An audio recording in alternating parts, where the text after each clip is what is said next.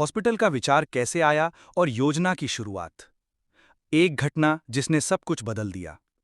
कहते हैं जिंदगी में कुछ घटनाएं ऐसी होती हैं जो इंसान के सोचने का तरीका बदल देती हैं। खान सर के साथ भी ऐसा ही हुआ। एक दिन अपनी कोचिंग सेंटर से लौटते समय खान सर ने पटना के पास सड़क किनारे एक बुजुर्ग को बेहोश पड़ा देखा। पास जाकर पता चला कि उन्हें दिल का दौरा पड़ा था। लोग उन्हें अस्पताल ले जाने के लिए जुट गए, लेकिन आसपास कोई अच्छी स्वास्थ्य सुविधा नहीं थी। करीब 1.5 घंटे बाद उन्हें शहर के एक बड़े अस्पताल में भर्ती कराया गया, लेकिन तब तक बहुत देर हो चुकी थी। उस बुजुर्ग की मौत ने खान सर के दिल को झकझोर दिया। वे सोचने लगे, अगर पास में सही अस्पताल होता तो शायद उनकी जान बच सकती थी।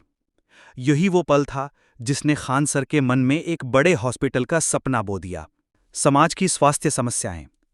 पटना और उसके आसपास के इलाकों में स्वास्थ्य सुविधाओं की स्थिति बहुत खराब है। गरीब परिवारों के लिए इलाज बहुत महंगा है। छोटे छोटे गांवों में प्राथमिक स्वास्थ्य केंद्र तक नहीं है। मरीजों को 50-60 किलोमीटर दूर शहरों में आना पड़ता है। डॉक्टरों और नर्सों की भारी कमी है। खान सर रोज अपने छात्रों और ग्रामीणों से मिलते थे। अक्सर वे सुनते, सर मेरे पापा बीमार हैं लेकिन पैसे नहीं हैं। सर हमारी बहन का ऑपरेशन करवाना है पर डॉक्टर बहुत महंगा चार्ज ले रहा है। ये बातें उन्हें बेचैन करती थीं। उन्होंने तय किया कि वे सिर्फ पढ़ाई तक सीमित नहीं रहेंगे। समाज की इस बड़ी समस्या का समाधान ढूंढना ही होगा। पहली चर्चा, टीम मीटिंग। एक शाम खान सर ने अपनी पूरी टीम को बुलाया। टेबल पर चाय के कप रखे हैं, सामने कागज पेन और बीच में एक बड़ा सपना। खान सर बोले, हम हर दिन बच्चों को पढ़ाते हैं, उनका भविष्य बनाते हैं, लेकिन जब तक समाज स्वस्थ नहीं होगा भविष्य कैसे बनेगा। हमें एक ऐसा हॉस्पिटल बनाना होगा जहां गरीबों का इलाज बिना पैसों की चिंता के हो सके। टीम के कुछ लोग चौंक गए, कुछ भावुक हो गए, कुछ को लगा ये सपना बहुत बड़ा है। लेकिन खान सर ने कहा, अगर सपना बड़ा नहीं होगा तो बदलाव भी बड़ा नहीं होगा। योजना की शुरुआत। हॉस्पिटल की योजना बनाना आसान नहीं था। पहले तो ये सोचना पड़ा कि इसमें क्या क्या होगा। इमरजेंसी वार्ड, आईसीयू और वेंटिलेटर यूनिट, बच्चों और महिलाओं के लिए विशेष विंग, कैंसर और heart treatment centre, blood bank और डायग्नोस्टिक लैब, गरीबों के लिए मुफ्त दवा और इलाज की सुविधा। खान सर चाहते थे कि यह हॉस्पिटल ना सिर्फ पटना बल्कि पूरे बिहार के लिए एक मिसाल बने। फंडिंग की चुनौती। इतना बड़ा प्रोजेक्ट बिना पैसे के संभव नहीं था। खान सर जानते थे कि उन्हें लाखों नहीं करोड़ों रुपए की जरूरत होगी। सबसे पहले उन्होंने अपनी कोचिंग से कमाई का एक बड़ा हिस्सा अलग रखा। फिर सोशल मीडिया पर एक क्राउड फंडिंग कैंपेन शुरू किया। देश भर से स्टूडेंट्स, फैंस और समाज सेवी आगे आए। कुछ उद्योगपतियों और डॉक्टरों ने भी मदद का हाथ बढ़ाया। जल्द ही लाखों रुपए जुटने लगे। लेकिन खान सर ने यह भी साफ कर दिया कि पैसा कितना भी हो, इंसाफ और पारदर्शिता सबसे अहम होगी। सरकारी सहयोग और चुनौतियां। खान सर की बढ़ती लोकप्रियता के चलते बिहार सरकार का ध्यान भी इस प्रोजेक्ट की ओर गया। सरकारी अधिकारियों ने उन्हें आश्वासन दिया कि अगर प्रोजेक्ट समाज के हित में है तो जमीन और मंजूरी दिलाने में मदद की जाएगी। हालांकि ये इतना आसान नहीं था। सरकारी कागजी कार्रवाई, लाइसेंस और अनुमतियां, मेडिकल काउंसिल की स्वीकृति, पर्यावरण और सुरक्षा नियम, इन सब में महीनों लग गए। कई बार खान सर को निराशा हुई, लेकिन उनकी टीम का हौसला कभी नहीं टूटा। जगह का चयन।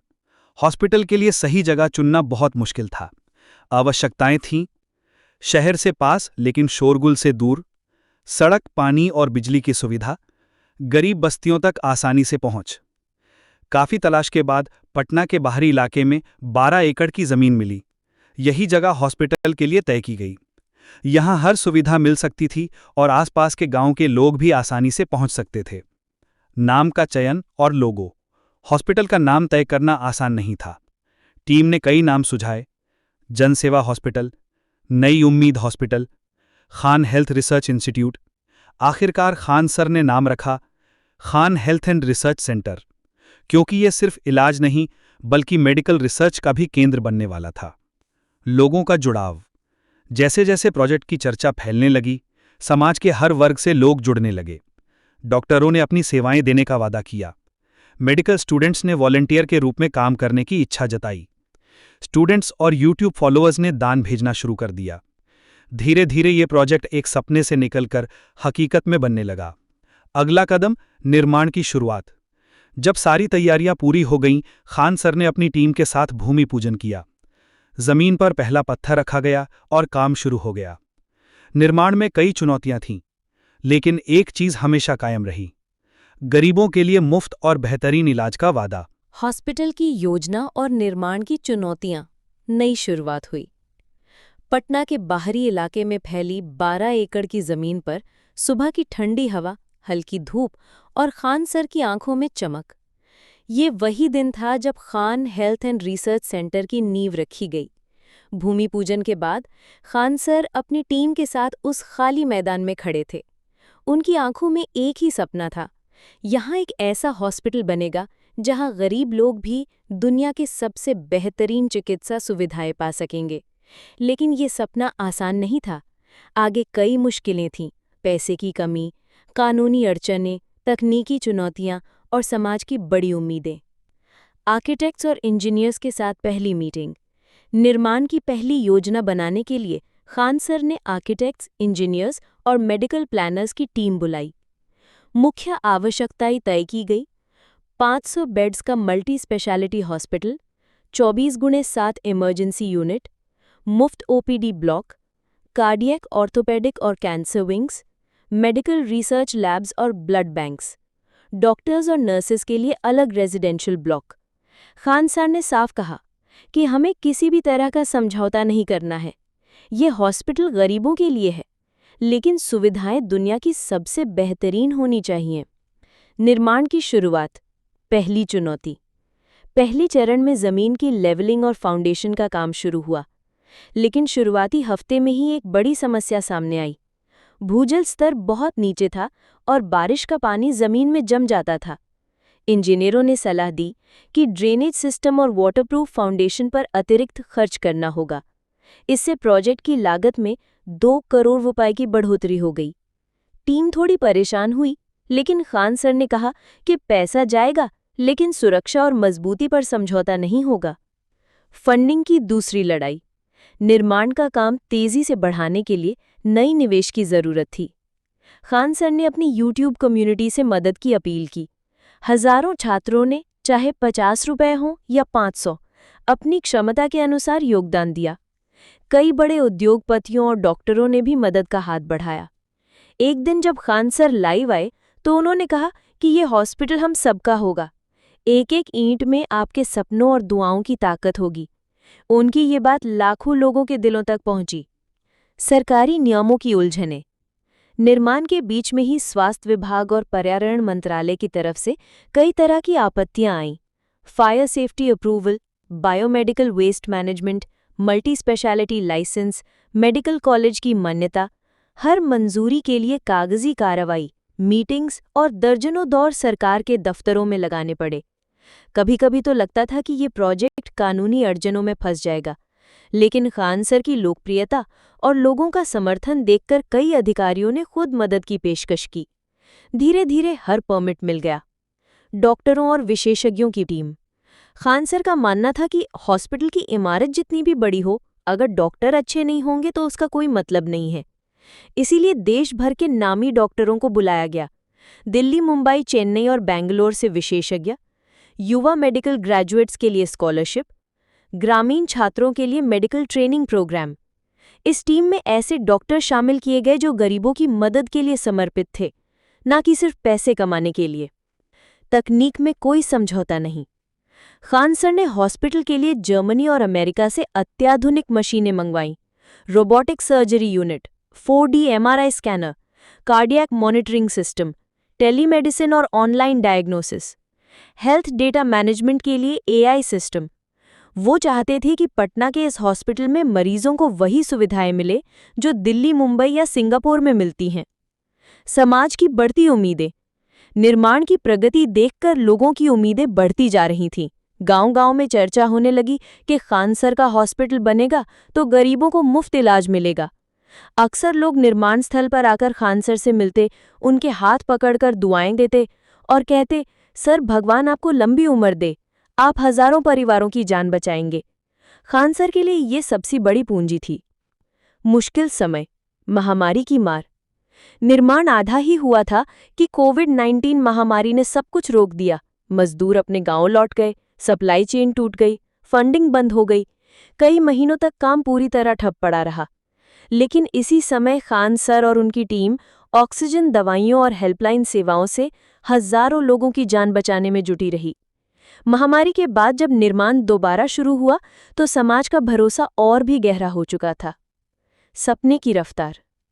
3 साल की मेहनत, हजारों घंटों की योजना, लाखों लोगों की मदद और करोड़ों रुपए के निवेश के बाद Khan health and research centre अपने पहले रूप में आकार लेने लगा।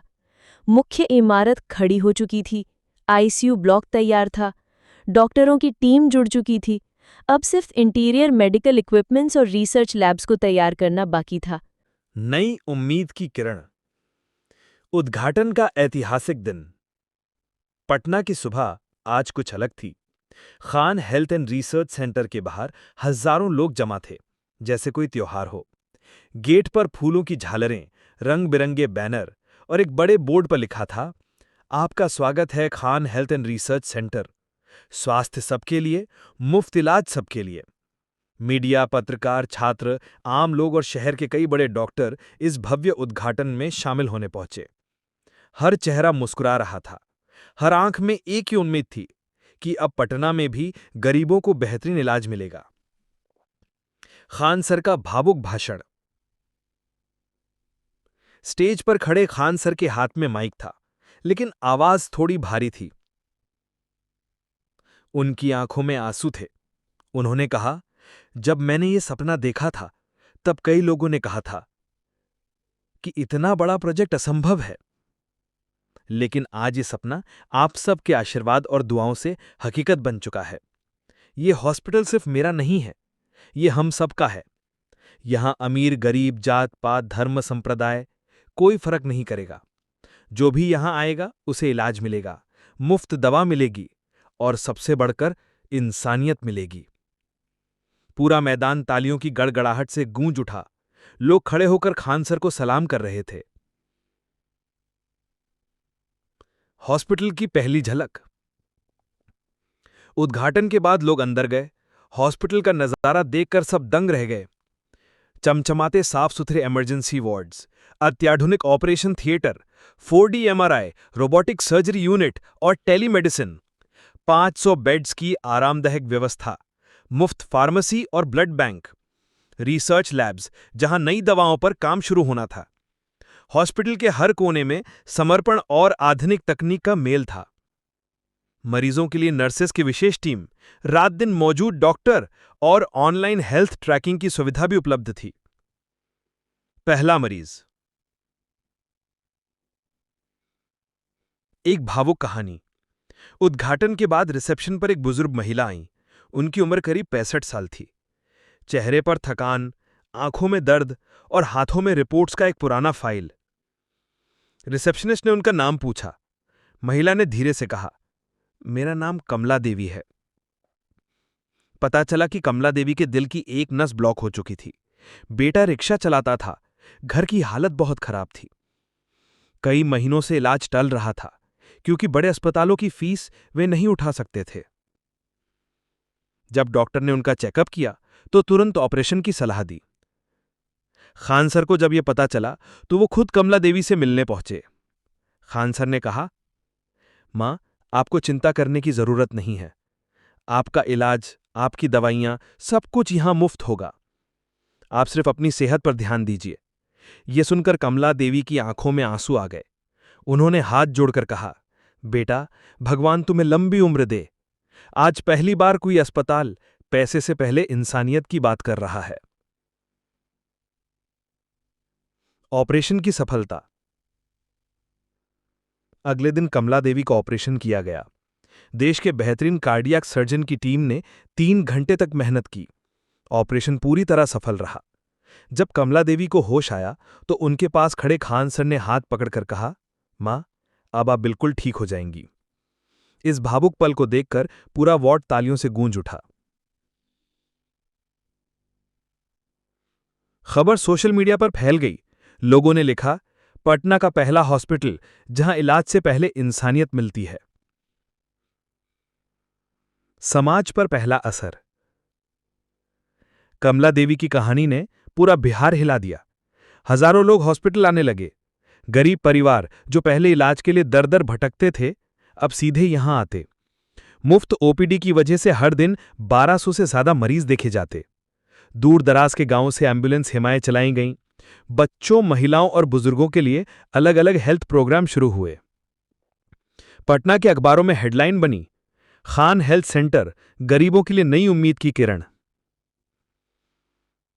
छात्रों की भूमिका। खान सर के हजारों स्टूडेंट्स जो पहले उनके कोचिंग सेंटर से पढ़ते थे, अब हॉस्पिटल में वॉलंटियर के रूप में जुड़ गए। कोई मरीजों को फॉर्म भरने में मदद करता, कोई दवा लेने वालों की लाइन मैनेज करता, तो कोई गांव में हेल्थ अवेयरनेस कैंप लगाता। खान सर अक्सर कहते, हम सिर्फ डॉक्टर नहीं बना रहे, हम ऐसे इंसान बना रहे हैं जो समाज की सेवा करेंगे। मीडिया की चर्चा। हॉस्पिटल के उद्घाटन और पहले मरीज की कहानी देश भर की मीडिया में छा गई। न्यूज चैनल्स, अखबार और डिजिटल प्लेटफॉर्म्स सब जगह एक ही हेडलाइन, पटना में बना देश का पहला ऐसा सुपर स्पेशलिटी हॉस्पिटल जहां गरीबों के लिए सब कुछ मुफ्त। दिल्ली, मुंबई और बैंगलोर से भी कई डॉक्टर इस प्रोजेक्ट से जुड़ने आए। नई जिम्मेदारी। पहले ही हफ्ते में हॉस्पिटल में 7000 से ज्यादा मरीज आ चुके थे। हर दिन की भीड़ देखकर खान सर को एहसास हुआ कि यह सिर्फ एक हॉस्पिटल नहीं, बल्कि एक आंदोलन बन चुका है। उन्होंने एक मीटिंग में कहा, हमारी जिम्मेदारी बढ़ चुकी है। हमें सिर्फ इलाज नहीं करना, बल्कि बिहार की स्वास्थ्य व्यवस्था बदलनी है। अगले कदम की तैयारी।